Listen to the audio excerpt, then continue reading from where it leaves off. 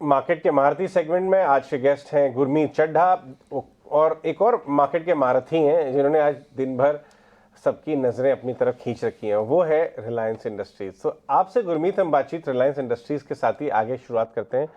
और बहुत ही शानदार आपके पीछे जो अमृतसर की जो तस्वीर है, बहुत ही गोल्डन टेम्पल की तस्वीर, बहुत ही शानदार, ढेरों नमन। लेकिन वापस आते हैं रिलायंस इंडस्ट्रीज़ की तरफ। ट्रेडिंग शुरू हो चुकी है। पूरा उसका जो derived value, real value, ex Jio financial value आ चुका है। बाजार पकड़ के चल रहा था 150-200 रुपये वैल्यू, डिराइव्ड वैल्यू आएगी जियो फाइनेंशियल की, आई है 261। मैनेजमेंट ने खुद 132 की तरफ इंडिकेट किया था कल शाम को। आप कैसे देखते हैं जियो फाइनेंशियल के इंडिपेंडेंट कारोबार की बात करूंगा अभी मैं, आप इस बिजनेस को कैसे देखते हैं? क्या इन्वेस्टर्स को जब ये लिस्ट होगा और अलग से ही मिलना शुरू होगा तब लेना चाहिए? अजय जी, बहुत बहुत धन्यवाद जोड़ने के लिए मुझे। देखिए, जियो फाइनेंशियल की बहुत लोग तुलना बजाज फाइनेंस से कर रहे हैं, इसलिए थोड़ा सा भी एक्साइटमेंट है मार्केट में। जो बजाज फाइनेंस भी जब स्पिन ऑफ हुआ था आज से 12-15 साल पहले, तो किसी ने नहीं सोचा था कि बजाज ऑटो से ज्यादा मार्केट कैप हो जाएगा, 4.5 लाख करोड़ मार्केट कैप हो जाएगा, लगभग 3.25 लाख करोड़ का लोन बुक हो जाएगा, 75 मिलियन कस्टमर्स हो जाएंगे। तो अभी अब पता नहीं है, वो लोगों को लगता है कि जियो में वो स्केल है कि वो मार्केट को डिस्टर्ब कर सकता है। बट लेंडिंग बिजनेस में अजय जी टाइम लगता है। आप रातों रात आप सडनली कम रेट पे सबको लोन नहीं दे सकते हैं, रिस्क को प्राइस करना पड़ता है। आप एक ब्लैंकेट ऑफर नहीं निकाल सकते हैं कि मैं सबको पीएल 8% में दूंगा या ऑटो 9% दूंगा। बट एक जगह जहां जियो स्कोर करेगा, वो करेगा उसमें जो उनके पास डेटा एनालिटिक्स है। करीबन करीबन 44,000 करोड़ सब्सक्राइबर्स जियो के हैं, 25 करोड़ कस्टमर्स उनके पास रिलायंस रिटेल में है, 18,000 स्टोर्स है। उसके वाला जो टीम बनाई है उन्होंने, वो बहुत ही बेहतरीन है। नॉन एग्जीक्यूटिव चेयरमैन तो मिस्टर कामत है ही है, हितेश जी ट्रांजैक्शन बैंकिंग ग्रुप के हेड रहे हैं, जो जियो फाइनेंशियल को हेड करेंगे। उनका अगर आप बोर्ड देखेंगे तो राजीव महर्षि है, सुनील मेहता है, एक्स पीएनबी, बहुत अच्छी टीम भी बना रहे हैं ग्राउंड लेवल पे भी। और थोड़ा सा उन्होंने पायलट टेस्टिंग भी करी है कंज्यूमर ड्यूरेबल फाइनेंसिंग की अपने स्टोर्स पे। तो एक जो मुझे ऐसा लगता है कि जियो फाइनेंशियल एक रोल प्ले करेगा और 10-15 करोड़ कस्टमर्स को फॉर्मल लेंडिंग नेट में लाने के लिए, जो शायद पहले इनफॉर्मल लेंडिंग लेते हैं। तो उसमें आपके टियर 3 टियर 4 टाउन्स हैं, और जहां जहां जियो की रीच है उसको यूज करेगा। तो मुझे लगता है कि ये लंबे समय का कॉल है और आपका एक लीप ऑफ फेथ होता है कि ये अच्छा करेगा over a period of time. तो इसको अभी क्या वैल्यू है और अभी डिराइव वैल्यू है, ये मुझे लगता है इमीडिएट रिएक्शन है। लॉन्ग टर्म में मुझे लगता है कि ये काफी डिस्टर्ब करेगा बिजनेस को। एक्विजिशन, नंबर ऑफ क्लाइंट्स जो एक्वायर करेगा और जो रीच बढ़ाएगा, थोड़ा सा मुझे लगता है मार्जिन प्रेशर आ सकता है कुछ कुछ पॉकेट्स में, स्पेशली कुछ लेंडिंग कैटेगरीज में, क्योंकि कॉस्ट ऑफ फंड बहुत कम होगी। रिलायंस की रेटिंग AAA है, इसकी cost of funds amongst the lowest होगी। और आप सडनली 1.25 से 1.5 लाख करोड़ के कैपिटल बेस से स्टार्ट कर रहे हैं, तो आप बहुत अच्छे से इसको लेवरेज कर सकते हैं। तो मुझे लगता है कहीं ना कहीं थोड़ा मार्जिन में इम्पैक्ट आ सकता है। बट ये पाई को एक्सपैंड करेगा। इसको इस तरीके से नहीं देखना चाहिए कि ये अच्छा करेगा और बजाज अच्छा नहीं करेगा या पूना वाला अच्छा नहीं करेगा। ओवरऑल मुझे लगता है पाई एक्सपैंड। और रिलायंस के माइनस जियो फाइनेंशियल बिजनेस को आप कैसे देखते हैं? उसकी क्या वैल्यू है? 2600 रुपये के आसपास, 2590 के आसपास डिराइव हुई है इंडिपेंडेंट बिजनेस माइनस जियो फाइनेंशियल। लोग उसको देख ही नहीं रहे इस समय, वहां पे क्या ट्रिगर्स दिखते हैं आपको? नहीं, बहुत बहुत रीजनेबली प्राइस। अगर आप ब्रेकअप करें, अगर हम जो SOTP बोलते हैं, सम ऑफ पार्ट्स जो बोलते हैं, आप अगर देखिए यार, रिटेल जब उन्होंने 1361 में एक्सटिंग्विश किए शेयर्स, उसका वैल्यूएशन लगभग लगभग 75 से 80 बिलियन डॉलर आ रहा है। जियो का एंटरप्राइज वैल्यू अगर अलग अलग रिपोर्ट्स पढ़ेंगे तो 120 से 130 बिलियन डॉलर के आसपास है। तो लगभग लगभग 200 बिलियन डॉलर तो उनका सिर्फ न्यू एज बिजनेस से, अभी जियो फाइनेंशियल भी स्पिन ऑफ हो गया है। तो अगर आप देखेंगे जो एनर्जी बिजनेस है और O2C बिजनेस है, वो तो इस प्राइस पे है ही नहीं अगर आप इंडिविजुअल वैल्यूएशंस को जोड़ेंगे।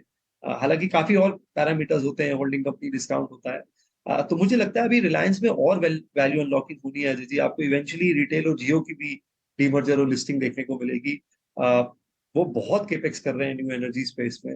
4 गीगा फैक्ट्रीज किए हैं, हाइड्रोजन पे बहुत काम हो रहा है, सोलर पैनल्स पे काम हो रहा है, बैटरी पे काम हो रहा है। बहुत बड़ा कैपेक्स अनाउंस किया है। तो रिलायंस एक क्लीन एनर्जी प्ले भी है और एक न्यू एज बिजनेस प्ले भी है। 50% एबिट अभी भी जो उसका O2C बिजनेस है उससे आता है।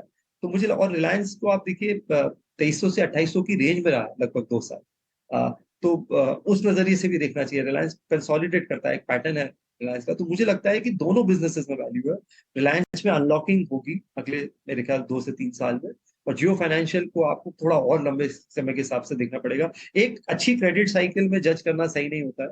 एक खराब क्रेडिट साइकिल में अच्छी लेंडिंग फर्म की सही जजमेंट होती है। गुरमीत जी, अब रिलायंस की बात तो हो गई, आईटी भी फोकस में है क्योंकि आज देखिए इन्फोसिस से नतीजे भी आएंगे और जो तेजी चल रही थी आईटी स्टॉक्स में वो थोड़ी सी थमती हुई दिख रही है। हालांकि बहुत बड़ी हम तेजी नहीं कहेंगे, लेकिन आप ये बताइए कि आईटी में अगर कोई करेक्शन आता है तो एंट्री का मौका है या फिर हाल फिलहाल की तेजी हो गई है? थोड़ी सी प्रॉफिट टेकिंग है। इनफैक्ट मैंने पहले भी बोला था जब ये 1250 के आसपास इन्फोसिस का शेयर था और काफी जगह मोटा करेक्शन था, कि बहुत सारे नेगेटिव प्राइस में लग रहे थे उस टाइम पर। तो मुझे लगता है कि काफी नेगेटिव प्राइस में है आईटी को लेके। और मेरा ये मानना है अभी भी 1 क्वार्टर 2 क्वार्टर में थोड़ी सॉफ्टनेस देखने को मिलेगी। अभी तक जितने नतीजे आए हैं, आपने हमने देखा है बीएफएसआई में जो बैंकिंग फाइनेंशियल सर्विसेज है, रिटेल में और कम्युनिकेशन में थोड़ी सी वीकनेस है। लेकिन जो डील टीसीवी है वो ठीक है, गाइडेंस अच्छा है। तो सब हम ये मान के चल रहे हैं कि ये नियर टर्म वीकनेस है, और इमीडिएट अर्निंग्स ट्रिगर कम होंगे, ऐसा मेरा मानना है। सारे स्टॉक में कुछ mid cap ITs company shine करेंगी, बट लार्जली जो है रहेगा। टीसीएस का भी अब नतीजा देखिए फ्लैट था। इन्फोसिस से भी उम्मीद है करीबन $4.5 बिलियन का शायद रेवेन्यू होगा, लगभग फ्लैट होना चाहिए। लेकिन दो तीन जो चीजें जो अच्छी हैं वो ये है कि गाइडेंस अच्छा दे रहे हैं। अगर आप बुक टू बिल देखेंगे करीबन 1.4 है। मतलब बुक टू बिल का मतलब है मेरे पास कितने की मैं बिलिंग कर रहा हूँ, मतलब कन्वर्जन हो रहा है, कितने मेरे पास ऑर्डर्स आ रहे हैं। तो एज लॉन्ग एज 1 के कंफर्टेबली ऊपर है, ये इंडिकेट कर रहा है कि पाइपलाइन अच्छी है, डिलेज है, कैंसिलेशन नहीं। दूसरा, अगर आप free cash flow to EBITDA देखेंगे वो रेशियो बहुत अच्छा है। मतलब एक्चुअल कन्वर्जन अच्छा हो रहा है। और ये सारी कैश रिच कंपनीज हैं। इन्फोसिस 70,000 करोड़ रिजर्व है, टीसीएस के काफी अच्छे रिजर्व हैं। तो मुझे लगता है कि अगर डिप्स आते हैं और आप थोड़ा पेशेंस है आप में, और आप 2 क्वार्टर का पेन ले सकते हैं, तो 3-4 साल के हिसाब से रिस्क रिवॉर्ड बहुत अच्छा है। और डिजिटाइजेशन, डेटा एनालिटिक्स, एआई, ये आगे जाके टेक एडॉप्शन बढ़ने वाला है, कम नहीं होने वाला। और एक डिस्ट्रप्शन होता है टेक्नोलॉजी का, एक उसका बिजनेस एप्लीकेशन होता है। हमारी कंपनी 3-4 डेकेड पुरानी है। उन्होंने Y2K, dot com bubble, Lehman, बहुत सारे क्राइसिस देखे हैं। तो ये जो थोड़ा कंसर्न है कि एआई जॉब्स खत्म कर देगा, कोडिंग जॉब्स लोअर एंड एकदम खत्म हो जाएंगे, मुझे लगता है थोड़ा सा ओवरब्लो। ठीक है। खैर, इस बीच आप जो रिलायंस के नीचे भाव देख पा रहे हैं ना, 2600 प्लस, और ये हरे निशान में आपको दिख रहा है, और परसेंटेज में आपको पूरी 0.25% और रुपए में 20 रुपए, ये जो फ्रीज हुए लेवल थे उस लेवल से कंपैरिजन है। अगर आप ट्रेडिंग टर्मिनल अपना देख रहे होगे तो वहाँ पर आपको दिखेगा 8% नीचे है, क्योंकि वो कल से कंपेयर करके आपको बता रहा है। लेकिन हमने जो आपके सामने प्राइस रखे हैं वो आज के फ्रीज लेवल के बाद के हैं, जो कि 2580 के बाद हैं। तो अब आप 2604 देखेंगे तो 24 रुपये ऊपर, 2605 देखेंगे तो 25 रुपये ऊपर, ये इस तरह से दिख रहा है। 261 नक्की हो चुका है दाम, जो कि रिलायंस जियो फाइनेंशियल सर्विसेज का है। तो इसलिए आप हरे निशान में और अपने टर्मिनल में लाल निशान में देख के कंफ्यूज ना होइएगा। ये आज के फ्रीज लेवल से कंपैरिजन है और आपके टर्मिनल पे कल के फ्रीज लेवल से कंपैरिजन आ रहा होगा, जो कि 8% कम हो गया है। अब आगे बढ़ते हैं। गुरमीत जी, पहले तो बहुत शुक्रिया समय देने के लिए। इस समय ना बाजार ऐसा चला हुआ, अगर किसी से पूछा जाए ना कि क्या खरीदें, तो कोई भी चार्ट देखते हैं लगता है कि ये तो चला हुआ है। आप देखोगे बैंक्स चले हुए हैं, आईटी चला हुआ है। जज कर पाना बड़ा मुश्किल है कि अब किसका समय और अच्छा आने वाला है। थोड़ी हेल्प कीजिए इसमें हमारी, किसका समय और अच्छा आने वाला है अभी। मेरा ये मानना है कि इंडिया का समय बहुत अच्छा है। मैंने बोला भी है, ये बेस्ट डेकेड होने वाला है वेल्थ क्रिएशन का। ठीक है, आपको सिलेक्टिव होना पड़ेगा जब भी मार्केट एक शार्प रैली करता है। 2000 पॉइंट निफ्टी ऊपर आया है 2 महीने में। तो पर इसके पीछे कारण है। हम इसको इस तरीके से नहीं देखना चाहिए कि मार्केट ऑल टाइम हाई है। हमने 2 साल मार्केट ने कुछ खास किया भी नहीं था। अक्टूबर 2021 में 18,800 था। लगभग 20 महीने बाद वो ब्रेक हुआ है। और ये मैंने पहले भी बोला है, पहले हम 27 के मल्टीपल पे थे जब 18,800 था 2021 में। आज हम 20 के अर्निंग मल्टीपल पे हैं। तो वैल्यूएशंस के लिंक से देखना चाहिए। तो मुझे लगता है कि 3-4 पॉकेट्स हैं जहां मुझे लगता है कि लॉन्ग टर्म स्टोरी अभी भी अच्छी है। ऑटो लगभग 5-6 साल के बाद एक अच्छी साइकिल में आया है। 2006 से 12 कंप्लीट वॉश आउट था।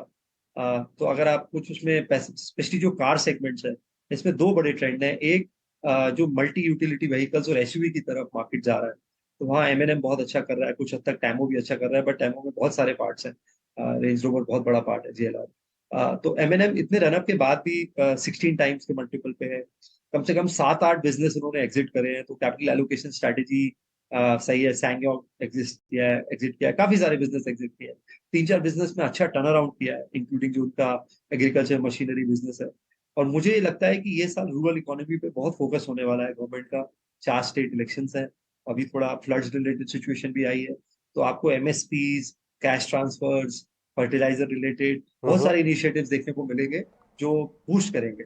और एमएनएम में ट्रैक्टर में मार्केट शेयर गेन किया लास्ट ईयर, जबकि नंबर्स काफी फ्लैट, लगभग 42% मार्केट शेयर राइट। है। तो अच्छा लगता है। ऑटो एंसिलरीज बहुत अच्छी लगती है मुझे, आप अगर पूरा चेन उसकी मैप करेंगे। बैंक्स डिस्पाइट रन अप, आप देखिए जून का भी जो फोर्टनाइट है, क्रेडिट ग्रोथ 16% इंडस्ट्री लेवल पे है। बहुत सारी कंपनीज अभी गुरमीत, मैं यहाँ पे आना चाहूंगा। क्रेडिट ग्रोथ की बात आपने की, लेंडर्स फोकस में जियो फाइनेंशियल की वजह से, अदरवाइज भी, लेकिन एक हिस्सा है लेंडर्स का एनबीएफसीज, और स्पेशली टेक्नोलॉजी बैक्ड एनबीएफसीज की मैं बात करना चाहूंगा। हम देख रहे हैं पूनावाला का नंबर कैसा आया, आप काफ़ी बुलिश रहते हैं उस पर। यूग्रो कैपिटल के सचिन नाथ जी हमारे साथ जुड़ने वाले हैं जस्ट आपके बाद, वो भी टेक्नोलॉजी बैक्ड लेंडिंग में ज़बरदस्त नंबर्स हम देख ही रहे हैं।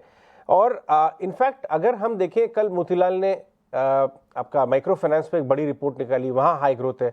आप बैंक्स, पीएसयू और प्राइवेट को छोड़ के एनबीएफसीज में कहाँ पे बुलिश हैं?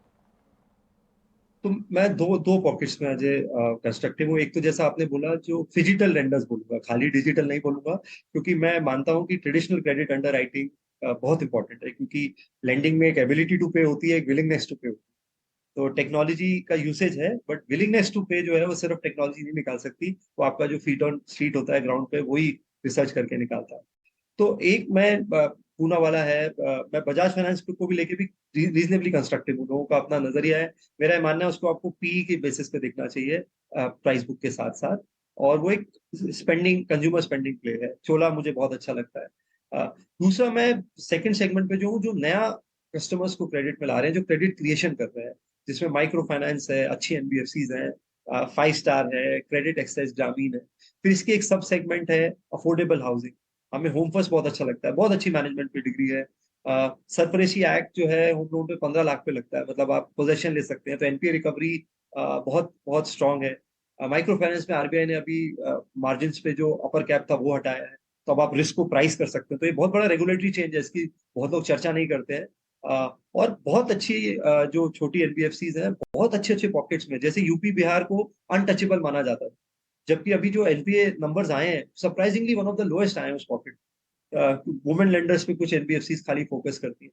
तो मुझे लगता है ये जो पूरा सिस्टम है, जो रिफॉर्म्स किए हैं गवर्नमेंट ने आईबीसी के, जो नए हमने जनधन अकाउंट शुरू किए हैं, जो नए लोग क्रेडिट पे आ रहे हैं, वहां पे जो काम हो रहा है, मुझे लगता है वो क्रेडिट ग्रोथ को और फ्यूल करेगा। तो वो पॉकेट मुझे काफी काफी पसंद है।